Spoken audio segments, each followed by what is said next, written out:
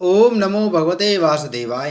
नमस्कार दोस्तों, स्वागत है आप सभी का हमारे चैनल भक्ति ज्ञान में। दोस्तों, आज मैं आपको श्रीमद् भागवत महापुराण की कथा सुना रहा हूँ।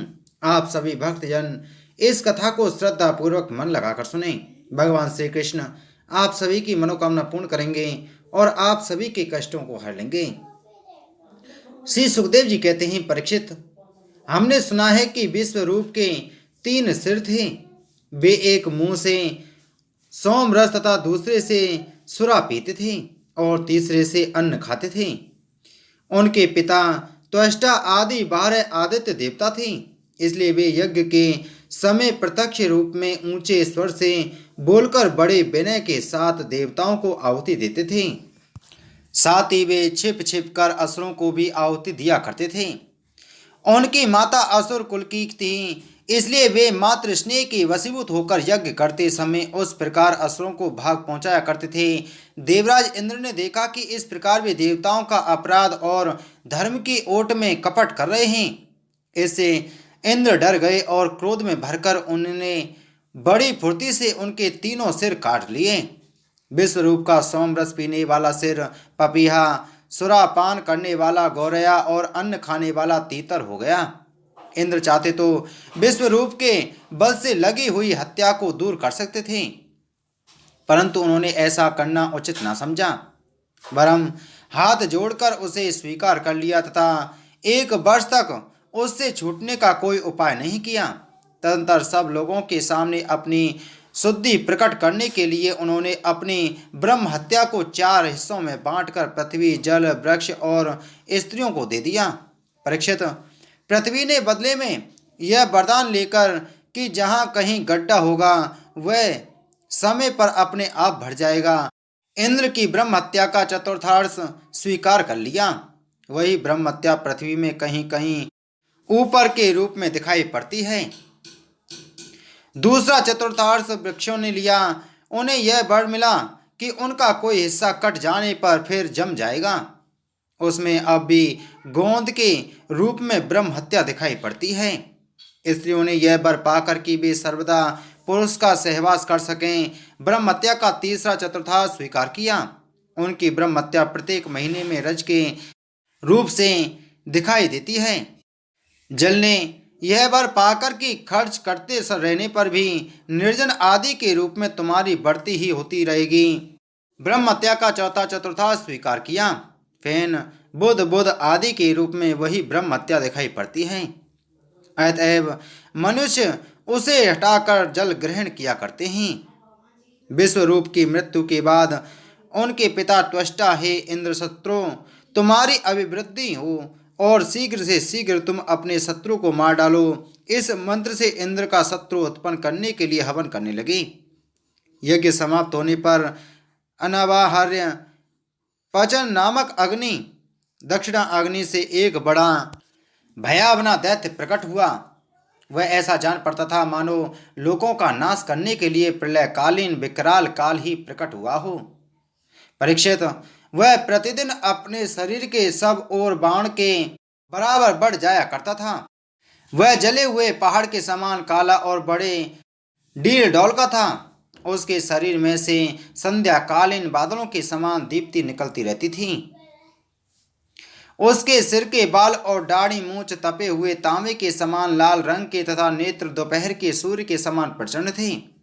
चमकते हुए 3 नेत्रों वाले त्रिशूल को देखकर जब वह नाचने, चिल्लाने और कूदने लगता था, उस समय पृथ्वी कांप उठती थी और ऐसा जान पड़ता था कि उस त्रिशूल पर उसने अंतरिक्ष को उठा रखा है। वह बार बार जमाई लेता था। इससे जब उसका कंदरा के समान गंभीर मुंह खुल जाता, तब जान पड़ता था कि सारे आकाश को पी जाएगा, जीव से सारे नक्षत्रों को चाट जाएगा और अपनी विशाल एवं विकराल डाढ़ों वाले मुंह से तीनों लोगों को निगल जाएगा। उसके भयावनी रूप को देखकर सब लोग डर गए और इधर उधर भागने लगे। परीक्षित, त्वष्टा के तमोगुणी पुत्र ने सारे लोगों को घेर लिया था। इसी से उस पापी और अत्यंत क्रूर पुरुष का नाम वृतासुर पड़ा। बड़े बड़े देवता अपने अपने अनुयायियों के सहित एक साथ ही उस पर टूट पड़े तथा अपने अपने दिव्य अस्त्र शस्त्रों से प्रहार करने लगे। परंतु वृतासुर उनके सारे अस्त्र शस्त्रों को निगल गया। अब तो देवताओं के आश्चर्य की सीमा न रही। उनका प्रभाव जाता रहा। वे सब के सब दीनहीन और उदास हो गए तथा एकाग्र चित्त से अपने हृदय में विराजमान आदि पुरुष श्री नारायण की शरण में गए। देवताओं ने भगवान से प्रार्थना की, वायु, आकाश, अग्नि, जल और पृथ्वी, ये पांचों भूत, इनसे बने हुए तीनों लोक, उनके अधिपति ब्रह्म आदि तथा हम सब देवता जिस काल से डरकर उसे पूजा सामग्री की भेंट दिया करते हैं, वही काल भगवान से भयभीत रहता है। इसलिए अब भगवान ही हमारे रक्षक हैं। प्रभु, आपके लिए कोई नई बात न होने के कारण कुछ ही देर तक आप विस्मित नहीं होते। आप अपने स्वरूप के साक्षात्कार से ही सर्वतापूर्ण, काम सब एवं शांत हैं। जो आपको छोड़कर किसी दूसरे की शरण लेता है वह मूर्ख है। वह मानो कुत्ते की पूंछ पकड़कर समुद्र पार करना चाहता है। वह सब मनु पिछले कल्प के अंत में जिनके विशाल सींग में पृथ्वी रूप नौका को बांधकर अनायास ही प्रलयकालीन संकट से बच गए, वे ही मत्स्य भगवान हम शरणागतों को वृतासुर के द्वारा उपस्थित किए हुए दुस्तर भय से अवश्य बचाएंगे। प्राचीन काल में प्रचंड पवन के थपेड़ों से उठी हुई उत्ताल तरंगों की गर्जना के कारण ब्रह्मा जी भगवान के नाभि कमल से अत्यंत भयानक प्रलयकालीन जल में गिर पड़े थे। यद्यपि वे असहाय थे, तथापि जिनकी कृपा से वे उस विपत्ति से बच सके, वे ही भगवान हमें इस संकट से पार करें। उन्हीं प्रभु ने अद्वितीय होने पर भी अपनी माया से हमारी रचना की और उन्हीं के अनुग्रह से हम लोग सृष्टि कार्य का संचालन करते हैं। यद्यपि वे हमारे सामने ही सब प्रकार की चेष्टाएं कर करा रहे हैं, तथापि हम स्वतंत्र ईश्वर हैं। अपने इस अभिमान के कारण हम लोग उनके स्वरूप को देख नहीं पाते। वे प्रभु जब देखते हैं कि देवता अपने शत्रुओं से बहुत पीड़ित हो रहे हैं, तब वे वास्तव में निर्विकार रहने पर भी अपनी माया का आश्रय लेकर देवता, ऋषि, पशु, पक्षी और मनुष्य आदि योनियों में अवतार लेते हैं तथा युग युग में हमें अपना समझकर हमारी रक्षा करते हैं। वे ही सबके आत्मा और परम आराध्य देव हैं। वे ही प्रकृति और पुरुष रूप से विश्व के कारण हैं। वे विश्व से पृथक भी हैं और विश्व रूप भी हैं। हम सब उन्हीं शरणागत वत्सल भगवान श्री हरि की शरण ग्रहण करते हैं। उदार शिरोमणि प्रभु अवश्य ही अपने निज जन हम देवताओं का कल्याण करेंगे। श्री सुखदेव जी कहते हैं, महाराज, जब देवताओं ने इस प्रकार भगवान की स्तुति की, तब स्वयं शंख चक्र गदा पद्मधारी भगवान उनके सामने पश्चिम की ओर अंतर्देश में प्रकट हुए। भगवान के नेत्र शरतकालीन कमल के समान खिले हुए थे। उनके साथ 16 पार्षद उनकी सेवा में लगे हुए थे। वे देखने में सब प्रकार से भगवान के समान ही थे। केवल उनके वृक्ष स्थल से वत्स चिन्ह और गले में कौस्तुभ मणि नहीं थी। परीक्षित, भगवान का दर्शन पाकर सभी देवता आनंद से विलय हो गए। उन लोगों ने धरती पर लेटकर साष्टांग दंडवत किया और फिर धीरे धीरे उठकर वे भगवान की स्तुति करने लगी। देवताओं ने कहा, भगवान, यज्ञ में स्वर्ग आदि देने की शक्ति तथा उनके फल की सीमा निश्चित करने वाले काल भी आप ही हैं। यज्ञ में विघ्न डालने वाले दैत्यों को आप चक्र से छिन्न भिन्न कर डालते हैं, इसलिए आपके नामों की कोई सीमा नहीं है। हम आपको बार बार नमस्कार करते हैं। विधाता, सत्व, रज, तम, इन 3 गुणों के अनुसार जो उत्तम, मध्यम और निष्कृष्ट गतियाँ प्राप्त होती हैं, उनके नियामक आप ही हैं। आपके परम पद का वास्तविक स्वरूप इस कार्य रूप जगत का कोई आधुनिक प्राणी नहीं जान सकता। भगवान नारायण वासुदेव, आप यदि पुरुष जगत के परम कारण और महापुरुष पुरुषोत्तम हैं, आपकी महिमा असीम है। आप परम मंगलमय, परम कल्याण स्वरूप और परम दयालु हैं। आप ही सारे जगत के आधार एवं अद्वितीय हैं। केवल आप ही सारे जगत के स्वामी हैं।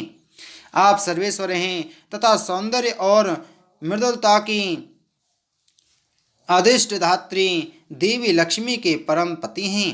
प्रभु, परमहंस परिवाजक विरक्त महात्मा जब आत्म संयम रूप परम समाधि से भली भांति आपका चिंतन करते हैं, तब उनके शुद्ध हृदय में परमहंसों के धर्म वास्तविक भगवत भजन का उदय होता है। इससे उनके हृदय के अज्ञान रूप किवाड़ खुल जाते हैं और उनके आत्मलोक में आप आत्मानंद के रूप में बिना किसी आवरण के प्रकट हो जाते हैं और वे आपका अनुभव करके निहाल हो जाते हैं। हम आपको बारंबार नमस्कार करते हैं। भगवान, आपकी लीला का रहस्य जानना बड़ा ही कठिन है, क्योंकि आप बिना किसी आश्रय और प्राकृतिक शरीर के हम लोगों के सहयोग की अपेक्षा न करके निर्गुण और निर्विकार होने पर भी स्वयं ही इस सगुण जगत की सृष्टि, रक्षा और संहार करते हैं। भगवान, हम लोग यह बात भी ठीक ठीक नहीं समझ पाते कि सृष्टि कर्म में आप देवदत्त आदि किसी व्यक्ति के समान गुणों के कार्य रूप इस जगत में जीवन रूप से प्रकट हो जाते हैं और कर्मों के अधीन होकर अपने किए अच्छे बुरे कर्मों का फल भोगते हैं, अथवा आप आत्माराम, शांत स्वभाव एवं सबसे उदासीन साक्षी मात्र रहते हैं तथा सबको समान देखते हैं। हम तो यह समझते हैं कि यदि आप में ये दोनों बातें रहें तो भी कोई विरोध नहीं है, क्योंकि आप स्वयं भगवान हैं। आपके गुण अगणित हैं, महिमा अगाध है और आप सर्वशक्तिमान हैं। आधुनिक लोग अनेकों प्रकार के विकल्प, वितर्क, विचार, झूठे प्रमाण और कुतर्कपूर्ण शास्त्रों का अध्ययन करके अपने हृदय को दूषित कर लेते हैं और यही कारण है कि वे दुराग्रही हो जाते हैं।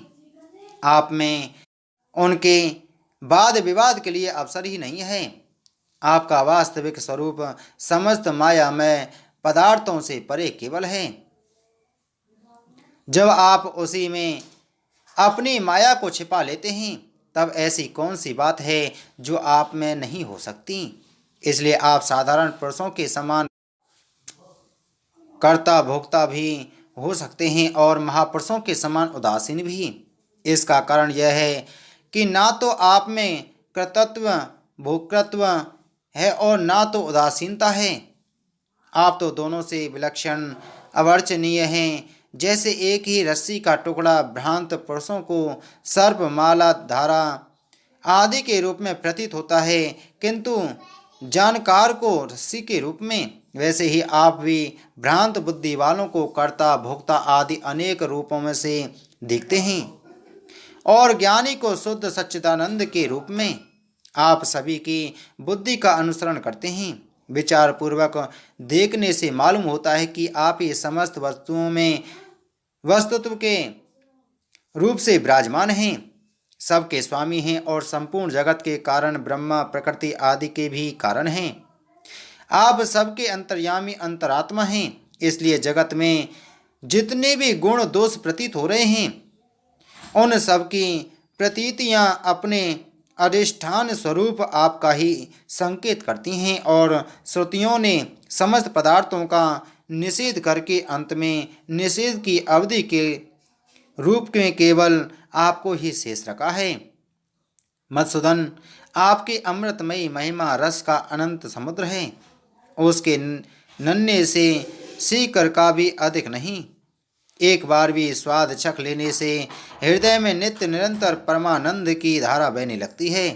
उसके कारण अब तक जगत में विषय भोगों के जितने भी लेस मात्र प्रतीति मात्र सुख का अनुभव हुआ है या परलोक आदि के विषय में सुना गया है, वह सब का सब जिन्होंने भुला दिया है। समस्त प्राणियों के परम प्रियतम हितैषी स्वयद और सर्वात्मा आप ऐश्वर्य निधि परमेश्वर में जो अपने मन को नित्य निरंतर लगाए रखते और आपके चिंतन का ही सुख लूटते रहते हैं, वे आपके अनन्य प्रेमी परम भक्त पुरुष ही अपने स्वार्थ और परमार्थ में निगुण हैं।